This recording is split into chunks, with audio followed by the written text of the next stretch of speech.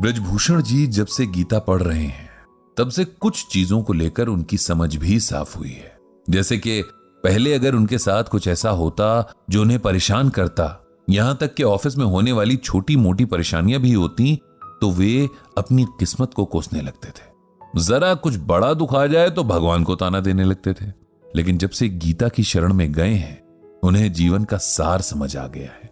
जानते हैं कि जो भी उनके साथ घट रहा है वो पिछले कर्मों का फल है। बिना भुगते वो अकाउंट सेटल नहीं होगा, इसीलिए सर झुकाकर सब सहना होगा। आखिर अपनी बोई फसल है, जैसी भी होगी शिकायत नहीं कर सकते। अब तो यह हाल है कि सुख हो या दुख, पंडित जी हर सिचुएशन को दर्शक के भाव से देखते हैं।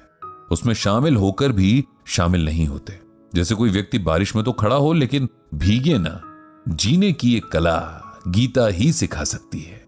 लेकिन ब्रजभूषण जी जानते हैं कि गीता पढ़ने से पहले भी ये आर्ट अगर वो सीखना चाहते तो सीख सकते थे।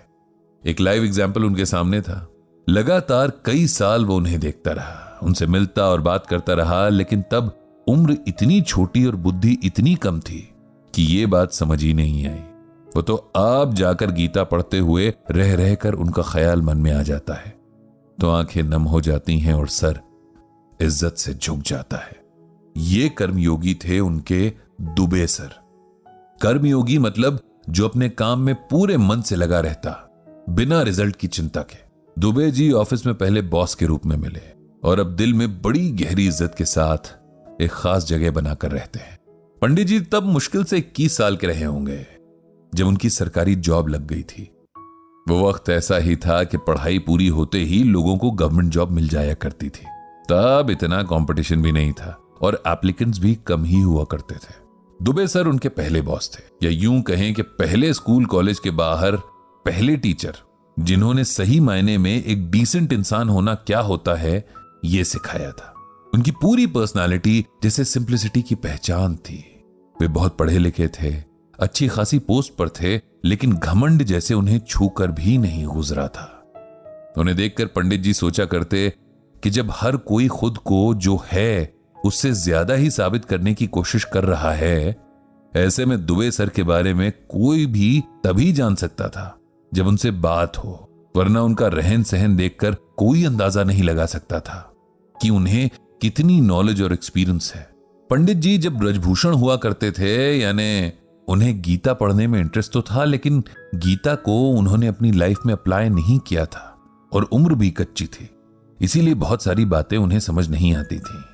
ये तब की बात है। उन्हें यह नहीं समझ आता था कि इतनी बड़ी पोस्ट पर होते हुए भी दुबे सर इतने डाउन टू अर्थ कैसे हो सकते हैं। उनके अंडर काम करने वाले लोग उनका कितना मजाक बनाते हैं, उनका फायदा उठाते हैं, लेकिन उन्हें जैसे कोई फर्क ही नहीं पड़ता। जब भी ऑफिस में कोई अच्छा काम होता है तब बजाय अकेले उसका क्रेडिट लेने के सारी टीम का नाम आगे कर देते हैं।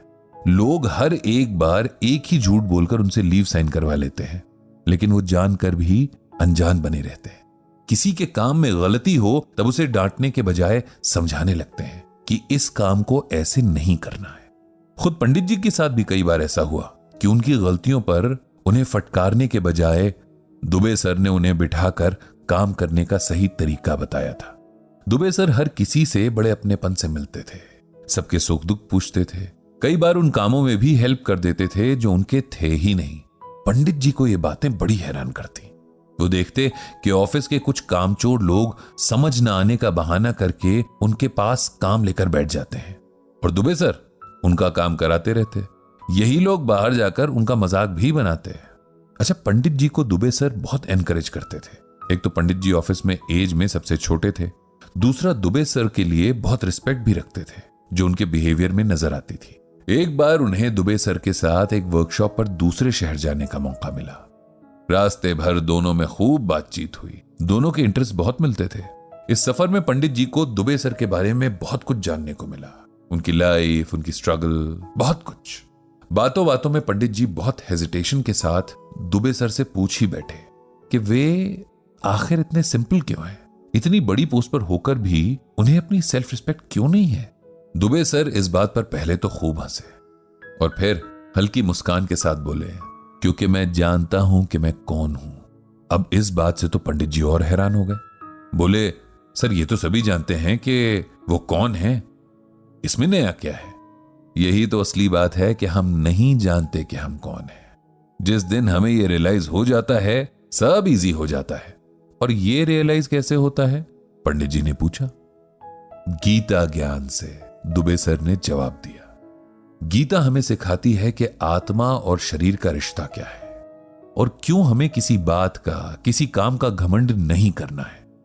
अब जैसे आपने क्वेश्चन किया कि मैं इतनी सिंपल लाइफ क्यों जीता हूं, मुझे हैरानी है कि जिस बात पर मुझे कॉम्प्लीमेंट मिलना चाहिए था, उस बात पर मुझसे क्वेश्चन किए जाते हैं। और आप पहले नहीं हैं जिसने मुझसे ये पूछा है। मेरी फैमिली के लोग तक मुझसे शिकायत करते हैं। उन्हें लगता है कि मुझे अपने स्टेटस का शो ऑफ करते रहना चाहिए, अपने अंडर काम करने वाले एम्प्लॉयज से थोड़ा रोब से पेश आना चाहिए। लेकिन ये सब लोग ऐसा करते हैं क्योंकि उन्हें गीता का ज्ञान नहीं है। गीता सिखाती है कि करने वाला कोई और है, हम बस एक मीडियम यानी माध्यम है। इसीलिए हमें इस बात पर कोई घमंड नहीं होना चाहिए कि हम ये हैं, वो हैं, हमने ये किया, वो किया।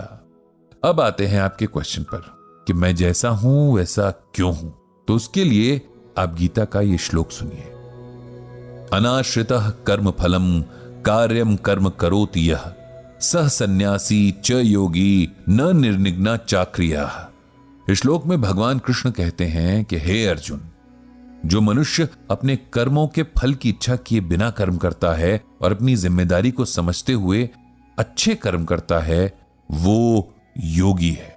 जो अच्छे कर्म नहीं करता वो संत कहलाने के काबिल नहीं है। अगर मैं ऑफिस में काम करता हूं तब वो काम इसलिए नहीं होना चाहिए कि इसके बदले लोग मुझे रिस्पेक्ट दें या कोई सर्टिफिकेट दें। मुझे वो काम इसलिए करना है क्योंकि ये मेरी रिस्पॉन्सिबिलिटी है। यही बात अपनी फैमिली और सोसाइटी के लिए किए काम पर भी अप्लाई होती है। अगर मुझसे किसी ने हेल्प मांगी, चाहे किसी भी इंटेंशन से मांगी, मेरा कर्म है कि मैं अगर वो कर सकता हूं तो उसे हेल्प करूं और भूल जाऊं। जितना हो सके अच्छे कर्म करूं, ऐसे कर्म जिससे कोई हर्ट ना हो, किसी का बुरा ना हो। बस अगर इस छोटी सी बात को भी हम अपनी लाइफ का एम बना लें तो संत बन जाएंगे। गीता हमें यही सिखाती है। शायद यही वो मोमेंट था जब पंडित जी को सही मायने में गीता की तरफ मुड़ने का मोटिवेशन मिला। दुबे सर ने कितनी सिंप्लिसिटी के साथ इतने डीप मैसेज को समझा दिया था। अगर एक श्लोक इतना कुछ सिखा सकता है तो सोचिए पूरी गीता तो जाने क्या क्या सिखा देगी और हमें ये क्या से क्या बना देगी। पंडित जी को यह भी तभी समझ आ गया था कि इस टाइम की जरूरत गीता को एकदम सिंपल और प्रैक्टिकल लैंग्वेज में लोगों तक पहुंचाना है ताकि लोग इसे समझें और लाइफ में अप्लाई भी करें। दुबे सर के लिए पंडित जी के दिल में एक बहुत बड़ी जगह बन चुकी थी। वो उनके टीचर थे, ऐसे टीचर जिन्होंने जिंदगी जीने का सही मेथड बस एक श्लोक में समझाकर आगे की मीनिंगफुल लाइफ की राह दिखा दी थी।